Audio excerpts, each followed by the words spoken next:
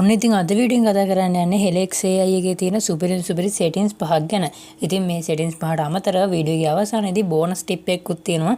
ඒ bonus setting එකෙන් ඔයාලට තවත් වැඩ ඉස්සරහට පහසු කරගන්න පුළුවන්. එහෙනම් NSPLK YouTube channel එක subscribe කරලා වැඩි කතා නැතුව වීඩියෝ එකට යමු. පළවෙනි setting එක තමයි ඔයාලට පුළුවන් setting icon එක click කරලා මේ වගේ panel එකක් එයි. panel එකේ ඔයාලට බලා ගන්න පුළුවන් පල්ලෙහාට යද්දි තුන්වෙනියට තියෙනවා auto scrolling කියලා බටන් එකක්. ඒක on කරන්න. ඒකෙන් වෙන්නේ Helix AI එකෙන් එක දිගට response ගද්දි ඔටෝම පල්ලෙහාට scroll වෙනවා. ඒ කියන්නේ අවසානට ගන්න response එකට ඔටෝම scroll වෙන එක. එතකොට ඔයාලට පල්ලෙහාට scroll කරන්න දෙයක් නැහැ. automatically scroll වෙනවා. ඉතින් ලිස්ට් එකේ දෙවෙනි setting එක තමයි ඔයාලට බලා ගන්න පුළුවන් settings වල තියෙනවා හතරවෙනි option එකක්. ඒක තමයි compact mode කියන්නේ. ඉතින් compact mode කියන්නේ ඔයාලට බලා ගන්න පුළුවන් වෙනවා Helix AI එකේ එන response bubble එක සාමාන්‍යයෙන් ඔයාලට ගොඩක් ප්‍රොෆෙෂනල් විදිහට බලා ගන්න පුළුවන් මේක ඔන් කරාට පස්සේ. ඒ කියන්නේ response එක ගොඩක් තැන් highlight වෙලා අවශ්‍ය දේවල් highlight වෙලා ඉස්සරහට වඩා හොඳ ප්‍රොෆෙෂනල් look එකකින් ගන්න පුළුවන් මේ setting එක ඔන් කරාම. ඒක ගැන ගොඩක් කටි මට කියලා තිබ්බා. ඔන්න setting එක දීලා තිනවා. ඉතින් ඒක try කරලා බලන්න. තුන්වෙනි setting එක තමයි memory limit කියන්නේ. පොඩ්ඩක් පල්ලෙහාට යද්දි setting වල බලා ගන්න පුළුවන් මෙන්න මේ setting එක. ඉතින් මේකෙදි වෙන්නේ දැනට තියෙන්නේ ඔයගොල්ලන්ට memory එකේ MB 200 ඔයාලට මේක වැඩි කරගන්න පුළුවන් MB 300 දක්වා. ඉතින් memory එක වැඩි කරගන්න එකේ වාසි ගොඩක් තියෙනවා. ගොඩක් ලොකු දත්ත ප්‍රමාණයක් ස්ටෝර් කරලා තියාගන්න පුළුවන්. මතක තියාගෙන යාට ඔයාලගේ conversation එක ඉස්සරහට අරගෙන යන්න පුළුවන්. ඉතින් ඒක වැඩි කරන්න පුළුවන් free ඕගොල්ලන්ට MB 300 දක්වා. ඉතින් අනිවාර්යයෙන් මේකත් වැඩි කරලා තියාගන්න. ඔයාලට ඒක වාසියක් වෙයි ඉස්සරහට යනකොට.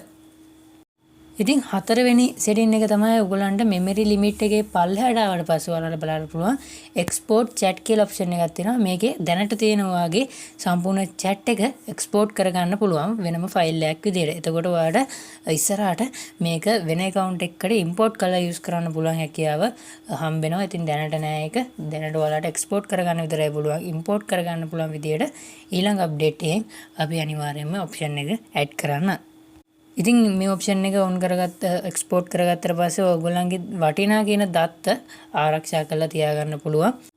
ඉතින් list එකේ අවසාන setting එක තමයි account reset කියන්නේ. ඉතින් මේක Helix AI එකේ emergency වෙලාවකට use කරන්න තියෙන option එකක්. ඒක තමයි ගොඩක් වෙලාවට මේකේ සාමාන්‍ය එක account එක devices දෙක තුනක පාවිච්චි කරන්න වෙන්න පුළුවන්. නැත්නම් යාළුවෝ කිහිප දෙනෙක් අතර එක account එකක් තියෙනවා වෙන්න පුළුවන්. එහෙම අවස්ථාවක හදිස්සියේ හරි මොකක් හරි වෙලා personal දෙයකට හරි privacy එක ගැන හිතලා account එක delete කරගන්න අවශ්‍යතාවයක් තියෙනවා නම් ඔයාලට පුළුවන් account එක delete කරගන්න. මෙතන account delete button එක click කරලා මේකෙන් ඔයාගේ සියලුම දත්ත delete වෙනවා. එතකොට ඔයාලට අලුතෙන් account එකක් ඒ account එකෙම ආයේ මේකට log වුණත් ඒ කිසිම දත්තයක් ඔයාලට බලා ගන්න හම්බෙන්නේ නැහැ. කිසිම data එකක් store වෙලා තියෙන්නේ නැහැ. database එකෙන් සම්පූර්ණ data delete වෙලා යනවා.